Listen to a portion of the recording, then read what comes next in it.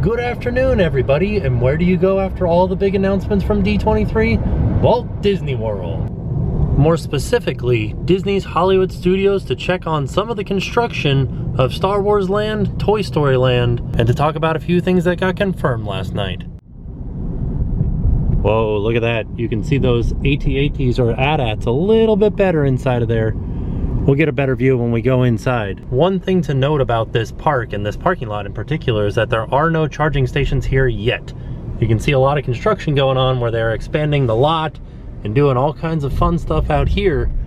Pretty sure they're going to add them eventually. So we're here today at Disney's Hollywood Studios because there was quite a few things announced at D23. And if you're wondering what D23 is, it is a Disney convention. It's going on in Anaheim right now. And they had a Parks and Resorts panel last night where Disney came out and announced a whole bunch of stuff. One of the things that they announced is going right here where these trees are. And that is a gondola system that will connect Art of Animation, Pop Century, Caribbean Beach, a new DVC hotel called the Riviera, Epcot, and Disney's Hollywood Studios. Sounds like it's gonna be pretty amazing. The name of the gondola system is the Disney Skyliner Transportation System, and it's gonna be pretty interesting. It should be very similar to a system they have out in Shanghai. I think it's Shanghai. It should be like an air-conditioned pod that's just a gondola system. You might have to make a few transfers depending on where you're coming from, but it drops you off pretty darn close to the front of Disney's Hollywood Studios. Right back there. This is about where the buses are, and maybe some of the other buses over here. Just for a little bit of perspective, this is the dock for the Friendship boats that run between Epcot and Hollywood Studios, and this is the area where we think the gondolas are going to drop you off. If you turn a little bit to the left, you can see the Tower of Terror, and then just through there is the front entrance to Disney's Hollywood Studios. But one more thing that I feel like I kind of glossed over back there, Disney did announce a new resort called the Disney Riviera Resort, and it's an all DVC resort. I think it should be around 300 rooms, and that'll be kind of back behind where the Caribbean Beach Resort is now. We've made it inside, and we're walking down Hollywood Boulevard. Is this Hollywood Boulevard? I think it is.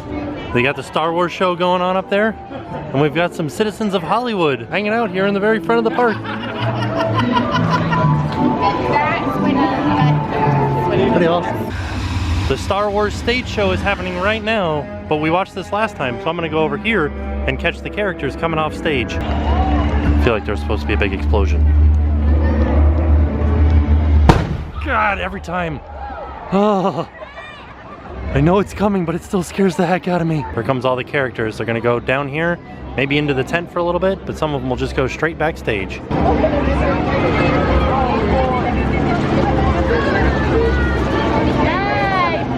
Oh.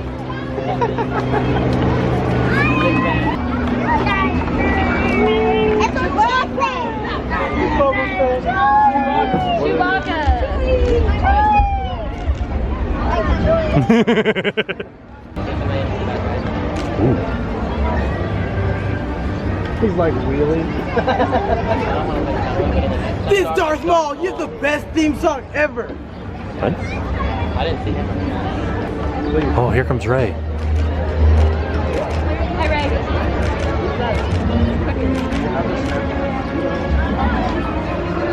And that brings us to what I believe is the biggest news out of D23 for Disney's Hollywood Studios.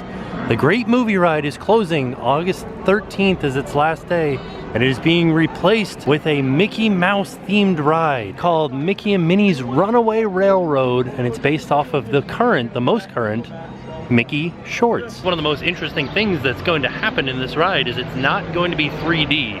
They're developing a new technology that they're calling 2.5D, which I don't know what they're gonna do or how they're gonna do it, but it's supposed to simulate 3D without the use of 3D glasses. I'm interested to see it. And so right now it's a 55-minute wait for the Great Movie Ride, so we will not be riding that today, but don't worry, we will ride it one more time before it closes. Now moving away from the Great Movie Ride, headed towards the exit, but not making it all the way to the exit, we're going to turn down Sunset and head towards the Tower of Terror. As we're walking towards Tower of Terror, and we're just coming next to where the Disney's Music of Pixar Live is, I just noticed that they have a Music of Pixar Live shirt that you can buy. If you really enjoyed the show, you could buy this shirt that is $27.99. So this isn't exactly Disney Hollywood Studios news, but it is news because, as some of you guys know, the Tower of Terror in Anaheim at Disney's California Adventure was changed into Guardians of the Galaxy Mission Breakout, and we were a little bit concerned that ours might actually be taken away. After the Parks and Resort panel at D23, we have some good news. It's not being taken away, but we are still getting a Guardians of the Galaxy attraction at Epcot. It's going to take over Ellen's Energy Adventure, and that is also having its last day on August 13th. Let's head back towards the main drag, which is Hollywood Boulevard, and head back to some of the new construction of Toy Story Land and Star Wars Land. So we made it almost all the way to Hollywood Boulevard, which Tower of Terror is back there behind us down there. And I heard that the March of the First Order is happening down there, so I'm going to take a little shortcut here by the Hollywood Brown Derby. Passing by the Hollywood Brown Derby, and you can see March of the First Order is happening over there on the stage in front of the Chinese Theater. Great Movie Ride is here, and if we turn to our right, you can see Star Wars Launch Bay is back there in what used to be the Animation Courtyard. It's not called the Animation Courtyard. I don't know what it's called anymore, but that's where Star Wars Launch Bay is back there.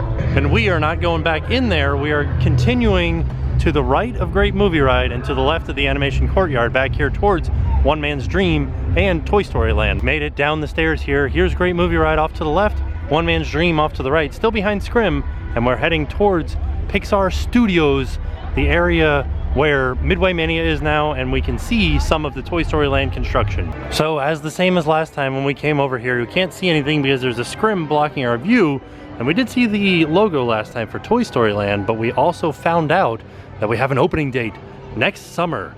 Summer of 2018, Toy Story Land will be open here at Disney's Hollywood Studios. That's an exciting time. So like by this time next year, we will be in there riding the Slinky Dog coaster or the little green alien spinner. Oh, it's gonna be awesome, I can't wait. As we walk further into the Pixar courtyard, we come to the front entrance of Toy Story Midway Mania, and one of the things that was announced last night is that the entrance to Midway Mania is moving behind the building, which is where the construction for Toy Story Land is, and that moves the entrance to Midway Mania into Toy Story Land. So this will no longer be the entrance by this time next year, next summer. The Green Army men are out doing meet and greets. And of course, down here at the end of the street, Cruz Ramirez is still doing her meet and greets. And we can see some of the Star Wars construction sticking over the fence here.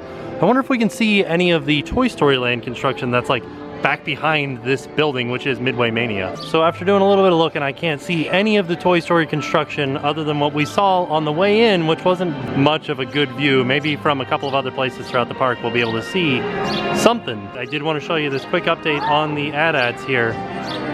Just over the fence, you can see them. Let's go see what else we can see around the other side over by Star Tours. So unfortunately, we can't cut through back there. This is just a dead end after you get all the way down at the end of Pixar Place. So we have to go back out, make a right at the Great Movie Ride, walk all the way back around, back towards Star Tours. So we've made it back out to the Great Movie Ride. Now we're gonna head back down here in between Frozen Sing-Along, which is this blue building back here behind the trees, and the ABC Commissary, and head towards Star Tours, Sci-Fi Dine-In, stuff like that. So I was wondering why Chip and Dale were, oh no, she got scared. I was wondering why everybody was saying Chip and Dale, Chip and Dale. They were walking right behind me, and the goof is leaving down there. But we're just following them past the ABC Commissary. And hey, they're high-fiving everybody as they're going. They're going backstage. There goes the goof. Oh, what is he doing to the chipmunks? So here we are down by Sci-Fi Dine-In, what used to be Streets of America. You can see Muppet Vision 3D ahead of us, and here's Star Tours over here. So the entrance to Star Tours is right there.